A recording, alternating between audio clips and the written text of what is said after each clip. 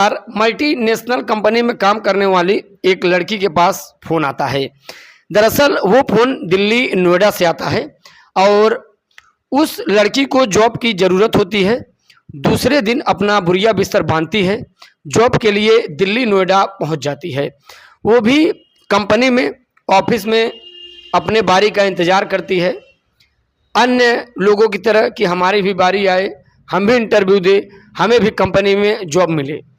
जब वो लड़की बैठी थी कुर्सी पर, अपनी भी बारी का इंतज़ार कर रही थी जॉब के लिए, तो उसी बीच एक वहाँ का वेटर, एक आदमी आता है, पूछता है, मैडम जी अभी इंटरव्यू में आपका टाइम आने के लिए थोड़ा समय है, अभी आप थोड़ा चाय पी लीजिए।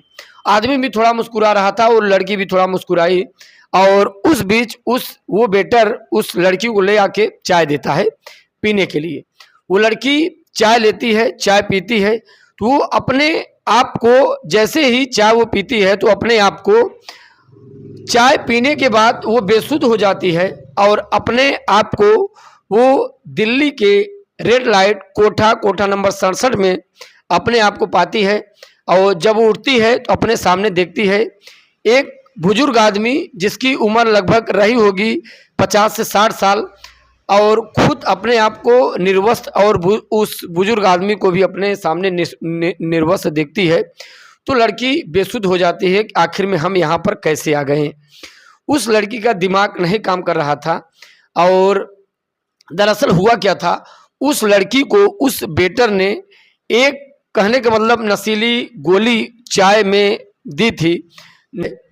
तो देखती है कि उसके पास कितने लोग आते हैं और आकर उसके पास से चले जाते हैं। अब अगर इस चीज़ को अगर सुना जाए, समझा जाए, देखा जाए तो पैरों तलों मानो ज़मीन खिसक जाती है। अब ये उस लड़की की जागने की समय हालत थी। अब ज़रा सोचिए उस लड़की के साथ क्या क्या किया गया होगा जब वो लड़की इसके पहले भी नशे में रही होगी। दरअसल इसमें कहीं न कहीं प्रशासन की सबसे बड़ी कमजोरी होती है, सबसे बड़ी यहाँ पे प्रशासन की लापरवाही होती है। क्या प्रशासन को इन सब की भनक नहीं होनी चाहिए? क्या प्रशासन को जब खबर दिया जाता है, क्या इन सभी स्थानों प्रशासन को जांच नहीं करना चाहिए? होता क्या है, दरअसल उस लड़की के पास बहुत से ऐसे लोग जाते हैं जो पैसे देकर उस लड़की पर अपना कीमत लगाते हैं, खरीदते हैं।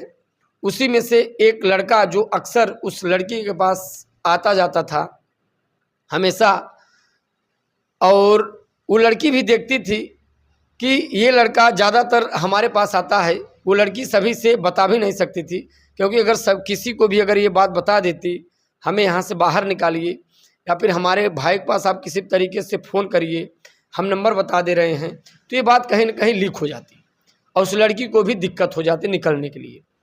तो एक लड़का उसी में से ऐसा था कि जो उस लड़की को बहुत पसंद करता था, वो लड़की के पास अक्सर आता रहता था और उस लड़की ने पूरी अपनी कहानी उस लड़के को बताई और लड़की बताई और हाथ जोड़ी और बोली कि भैया प्लीज़ हमें यहाँ से आप निकलवाने की मदद कीजिए।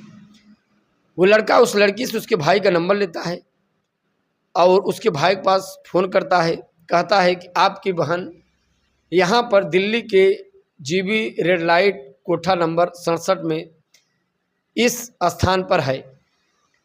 वो लड़का खुश होता है, एक तरीके खुश होता है, एक तरीके से जब वो सुनता है तो उसके पैरों तले ज़मीन खिसक जाती है। अपने घर वालों को सूचना देता है। उसी दिन घर को छोड़कर वो दिल्ली की ओर रवाना हो जाता है। उस लड़के को मिलता है, वो लड़का फ़ोन में ये भी बोलता है कि हमें तो पता नहीं था, लेकिन हमें जब भी पता हुआ, हमें जो भी पता हुआ आपकी बहन के द्वारा, हम जितना हो सकता है आपकी मदद कर सकते हैं। जब वो लड़का पहुंचता है, उस लड़के से मिलता है, तो लड़का कहता है कि आप अपनी बहन से, आप वहाँ एक ग्राहक के रूप में जाइए, तभी आप अपने बहन से मिल सकते हैं। ऐसे आप डायरेक्ट एक भाई के रूप में जाएंगे तो वहाँ पे आपको नहीं जाने दिया जाएगा। तो लड़का एक ग्राहक के रूप में जाता है, अपनी बहन से मिलता है। वहाँ पे जब वो आता है तो सब उसके पास सब नहीं जा पाते, उसकी कीमत ज़्यादा लगा दिए थे इन हैवानियों ने। तो अब वहाँ पे होता क्या है, वो कहता है कि हमें ऐसी लड़की चाहिए जो अभी हाल ही में आई हो यहाँ पे कोठा में। तो कुछ ऐसा वो बहाना बना के अपनी वो बहन के पास पहुँचता है आदमी, उसका भाई। जब वो पहुँचता है तो उसकी सिस्टर जब अपने भाई को देखती है तो वो भी रोने लगती है, अपना भाई भी रोने लगता है। वो दोनों एक कमरे में मुंह बंद करके, मुंह दाब के एक दूसरे से लिपट के बहुत रोते हैं। वो लड़की पूरी कहानी बताती है अपने भाई को। भाई कहता है कि हम बस तुरंत तुम्हें यहाँ से ज़रूर निकालेंगे, हमें कुछ समझ में नहीं आ रहा, लेकिन हम तुम्हें निकालें कैसे। वो भाई जाता है बाहर, उस व्यक्ति से जिसने फ़ोन लगाया था फिर उससे बात करता है। वो बताता है कि आप ऐसे नहीं अपनी बहन को निकाल सकते हैं, हमें भी नहीं समझ में आ रहा है क्या किया जाए। वो काफ़ी कुछ दिमाग लगाता है लेकिन अपने भाई को निकाल नहीं पाता। अब होता कुछ यूँ है, अपने बहन के पास फिर आता है। वो कहता है कि मुझे कुछ सूझ नहीं रहा, मैं क्या करूं। तो वो बहन मिलती है, कहती है कि यहाँ के जो महिला हैं, जो महिलाओं के समाज की सुरक्षा करते हैं, उनसे आप मिलिए। तो भाई उनसे मिलता है तो जो औरत थी स्वाति सिंह थी। स्वाति सिंह ने डीसीपी को फ़ोन लगाती हैं। वहाँ के एक डीसीपी थे, बहुत अच्छे डीसीपी थे। जब डीसीपी को फ़ोन लगाते हैं तो डीसीपी वहाँ पे अपने भाई को कहते हैं कि आप वहाँ पे ग्राहक बन के अपने बहन के पास पहले से पहुँचे रहिए, हम लोग छापा मारेंगे और वहाँ पे आएंगे, आपको बहन को वहाँ से हम लोग मुक्ति दिलाएंगे। फिर डीसीपी साहब वहाँ पे छापा मारते हैं, पहुँचते हैं तो भाई भी अपने बहन के पास होता है। उन्हें ही नहीं, उसके साथ कई बहनों को वहाँ से बाहर निकालते हैं। दरअसल ये कहानी आपको सीख देती है कि आप लोग ऐसे लोगों से बच के रहिए जहाँ पे ऐसी महिलाएं, ऐसी औरतें, ऐसे लोगों का शिकार हो जाते हैं।